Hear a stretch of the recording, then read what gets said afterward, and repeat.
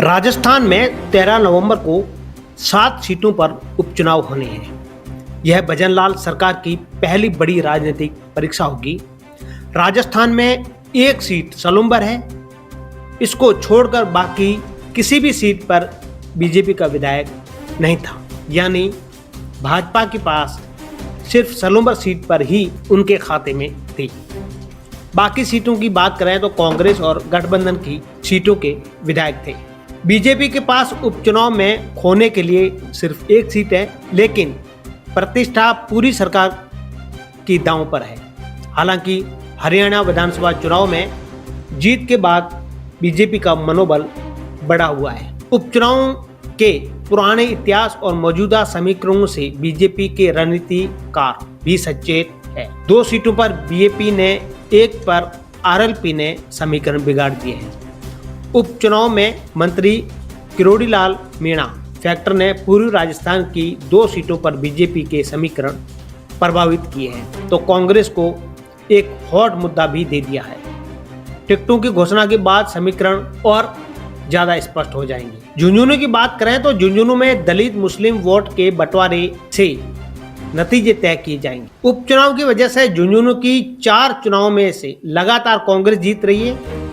यह सीट कांग्रेस विधायक ब्रजेंद्र ओला के सांसद बनने के बाद खाली हुई। इस सीट पर दिग्गज कांग्रेस नेता शीशराम ओला के परिवार का ही दबदबा रहता आया है। हरियाणा विधानसभा चुनाव में बीजेपी की जीत और वहां बने जातीय समीकरणों का कुछ असर यहां भी देखने को मिल सकता है। झुंझुनू में सबसे बड़ा फैक्टर कांग्रेस का एक खेमा ओला परिवार के बाहर टिकट देने की मांग कर रहा है। कांग्रेस का परंपरागत वोटर रहा मुस्लिम समुदाय भी खुद के लिए टिकट मांग रहा है। बीजेपी में भी यहां टिकट को लेकर एक राय नहीं है और कई खेमे बने हुए हैं। असली समीकरण यहां दोनों दलों के टिकट के सामने आने के बाद ही सामने आएंगे। पूर्व मंत्री राजेंद्र गुढ़ा यहां लंबे समय से सक्रिय होकर हरियाणा की तर्ज पर चुनाव को जाट बनाव गैर जाट समीकरण की तरफ मोड़ने को प्रयास कर रहे हैं। अब दौसा की बात करें तो दौसा में पायलट और किरोड़ी फैक्टर हावी है।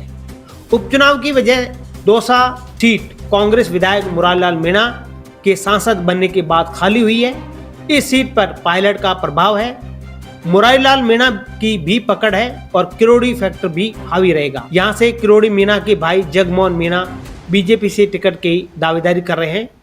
बीजेपी और कांग्रेस दोनों ही भीतरघात का खतरा है। आखिर में बनने वाली जातीय समीकरण की हार और जीत पर फैसला करते हैं। दौसा में सबसे बड़ा फैक्टर बीजेपी से किरोड़ीलाल मीणा की भाई जगमोहन मीणा को टिकट मिलता है या नहीं। आगे के समीकरण इस पर ही बहुत निर्भर करेंगे। बीजेपी यहाँ लंबे समय से गुटबाजी है। किरोड़ीलाल मीणा विरोधी खेमा भी मजबूत है। ऐसी हालात बीजेपी के लिए बड़ी चुनौती है। अब देवली उनियारा सीट की बात करते हैं। यहाँ कड़े मुकाबले की उम्मीद है। उपचुनाव की वजह यही है कि सचिन पायलट समर्थक कांग्रेस विधायक हरीश मीणा टोंक सवाई माधोपुर से सांसद बनने के बाद यह सीट खाली हुई। इस सीट पर लगातार 2 बार से कांग्रेस जीत रही है। अब उपचुनाव में दोनों ही पार्टियों के बीच मुख्य मुकाबला होने का आसार है।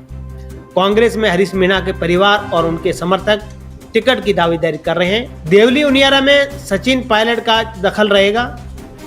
कर्नल किरोड़ी सिंह बेसला के बेटे विजय बेसला पिछली बार हारे थे, इस बार फिर दावेदारी कर रहे हैं। पूर्व मंत्री प्रभुलाल सैनी और पूर्व विधायक राजेंद्र गुर्जर सहित दावेदारों की लंबी कतार है। पायलट फैक्टर के अलावा किरोड़ी और बेसला फैक्टर अहम रहेंगे।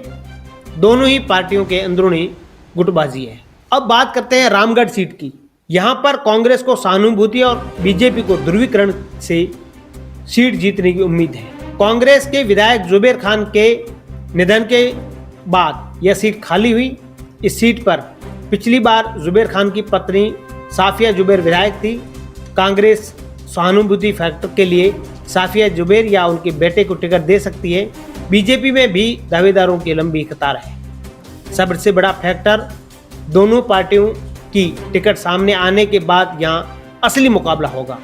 धार्मिक समीकरणों के अलावा बीजेपी को हरियाणा चुनाव के बाद बने फैक्टर से काफ़ी उम्मीद है। बीजेपी को नए सिरे से अपनी चुनावी रणनीति बनानी है। कांग्रेस सहानुभूति फैक्टर के अलावा बीजेपी से नाराज तबके को अपने पक्ष में करने की उम्मीद है। अब बात करते हैं 84 सीट की। 84 सीट राजकुमार रौत के डूंगरपुर बांसवाड़ा से सांसद बनने के बाद ये खाली हुई है। इस सीट पर लगातार 2 बार रौत जीत रहे हैं। इस बार भी यहाँ दोनों ही पार्टियों के लिए बीजेपी बड़ी चुनौती बनी हुई है। बीजेपी ने गठबंधन को लेकर स्थिति साफ की है। फिलहाल अकेले चुनाव लड़ने का ऐलान किया है। 84 में सबसे बड़ा फैक्टर रौत यहाँ से बड़े अंतर से विधानसभा चुनाव जीते थे। यही अंतर सत्ताधारी पार्टी बीजेपी के लिए चिंता का मुद्दा है।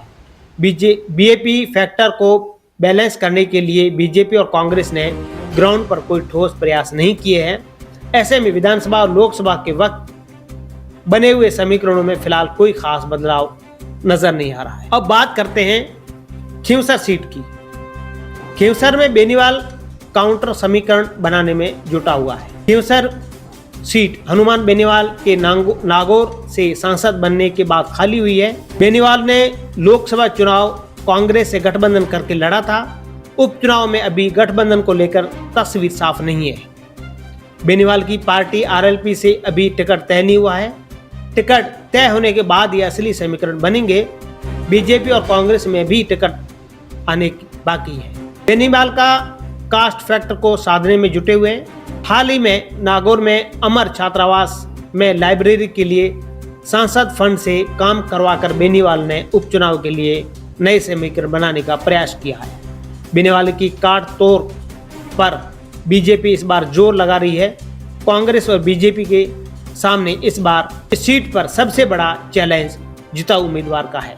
अब बात करते हैं सालूमर सीट की। सालूमर में बीजेपी ने कांग्रेस और बीजेपी के सामने नई चुनौती पेश की है। भाजपा विधायक अमृतलाल मीणा के निधन के बाद खाली हुई सीट में बीजेपी लगातार जीतती आ रही है।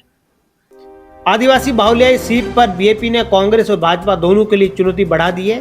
पिछली बार बीजेपी उम्मीदवार 51,691 वोट लेकर तीसरे नंबर पर रहा था। इस सीट पर जीत का अंतर 15,000 था। सालूमर सीट का सबसे बड़ा फैक्टर बदले हुए समीकरणों में आदिवासी इलाके में भाजपा पहले से और मजबूत हुई है।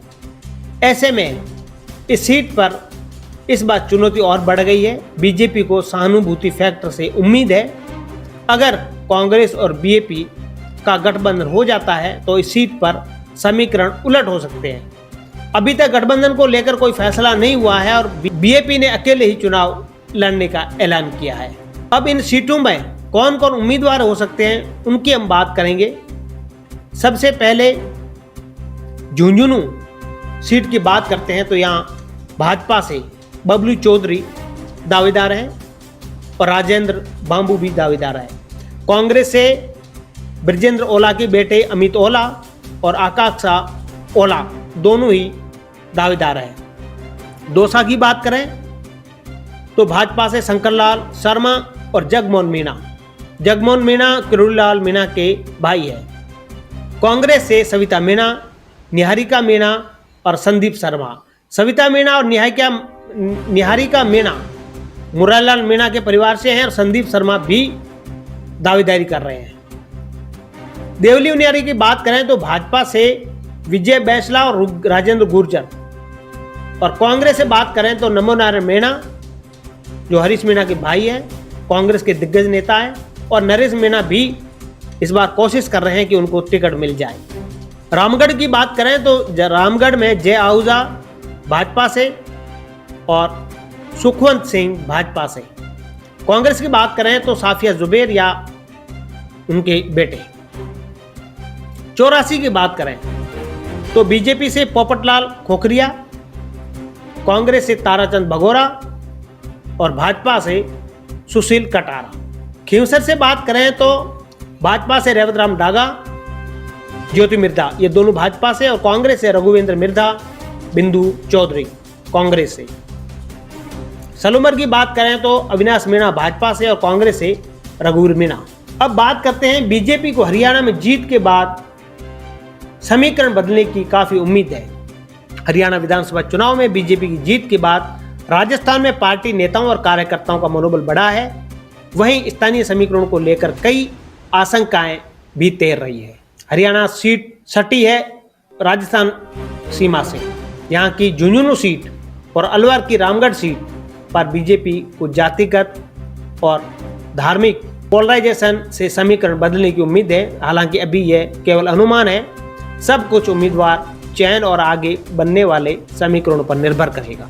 जानकारों की माने तो हरियाणा के नतीजों में यहाँ की रणनीति है उसके मोर्चे पर बीजेपी को भले ही राजस्थान में बूस्ट दिया हो, लेकिन कांग्रेस को भी सुधार करने की बड़ा मौका दे दिया है। टिकट के बाद तय होंगे 7 सीटों के असली समीकरण। 7 सीटों पर अभी कांग्रेस और बीजेपी अपने अपने उम्मीदवारों की घोषणा नहीं की है। असली समीकरण उम्मीदवारों सामने आने के बाद तय होंगे। हर सीट पर नाराजगी और रूठे को मनाने का भी दौर उम्मीदवारों के सामने आने को बाद ही शुरू होगा। हालांकि इस बार चुनाव टाइम टेबल इस तरह का है कि ज़्यादा वक्त नहीं मिल रहा है। बीजेपी के पास बागी उम्मीदवारों पर सियासी रूप से प्रेशर डालने के लिए सरकार होने से अपर हैंड होगा। किरोड़ीलाल मीणा फैक्टर पूर्वी राजस्थान में दोनों सीटों पर काफी अहम होगा। दौसा सीट पर किरोड़ी के भाई जगमोहन मीणा बीजेपी से टिकट की दावेदारी कर रहे हैं और लंबे समय से फील्ड में सक्रिय हैं। इस सीट पर अगर जगमोहन को टिकट नहीं मिलता है तो समीकरण बदलेंगे। जगमोहन मीणा लोकसभा चुनाव में टिकट के दावेदार थे, लेकिन उन्होंने मौका नहीं दिया। किरोड़ी समर्थकों को लगातार सरकार में उन्हें पद और प्रतिष्ठा नहीं मिली जिसके वह हकदार थे। किरोड़ी समर्थक शुरू से ही कहते रहे हैं कि कांग्रेस सरकार से दौरान उनके नेता लंबे समय से अकेले ही आंदोलन किया है। गहलोत सरकार को अनेक मोर्चों पर घेरा है, लेकिन उसके मुकाबले उन्हें पद प्रतिष्ठा नहीं दी गई। यह मुद्दा अब भी जस का तस का। विधानसभा चुनाव में पर्ची सरकार और यू टर्न सरकार का जुमला खूब चलने वाला है। कांग्रेस इन्हीं दोनों मुद्दों पर सरकार को घेरती रहेगी। यही चुनावी मुद्दा होगा। विपक्ष सरकार के काम नहीं करने और पावर सेंटर कहीं और होने को लेकर लगातार हमलावर रहा है। यह जुमला अब चुनावी सभाओं और चुनाव प्रचार में भी प्रमुखता से सुनने को मिलेगा। बीजेपी इसकी काट के तौर पर कांग्रेस राज के पेपर लीक और भाजपा सरकार के एक्शन को मुद्दा बनाएगी। उधर किरोड़ीलाल मीणा के इस्तीफे पर असमंजस को भी कांग्रेस चुनाव में मुद्दा बनाएगी। कांग्रेस ने लोकसभा चुनाव में आरएलपी और बीएपी से गठबंधन करके लड़ा था। उपचुनाव में फिलहाल गठबंधन को लेकर स्थिति साफ नहीं है। कांग्रेस प्रदेश अध्यक्ष गोविंद सिंह डोटासरा कह चुके हैं कि गठबंधन लोकसभा चुनाव तक था। अब पार्टी 7 सीटों पर तैयारी कर रही है। हालांकि इसको लेकर फाइनल फैसला हाईकमान और केंद्र स्तर पर बनी हुई कमेटियां करेगी। कांग्रेस में गठबंधन को लेकर नेताओं की अलग अलग राय है। एक बड़े धड़े के नेताओं का मानना है कि इंडिया गठबंधन फॉर्मूले पर उपचुनाव लड़ने जाने चाहिए, जबकि दूसरा धड़ा गठबंधन के खिलाफ है। बीएपी से गठबंधन में कांग्रेस 16 सीट मांग रही है और बदले में 84 सीट छोड़ने को तैयार है। इस सीट पर अभी सहमति नहीं बनी है। वहीं खींवसर में भी बेनीवाल की पार्टी से गठबंधन की बात फाइनल है। फिलहाल इतना ही। हमें दीजिए इजाजत। नमस्कार।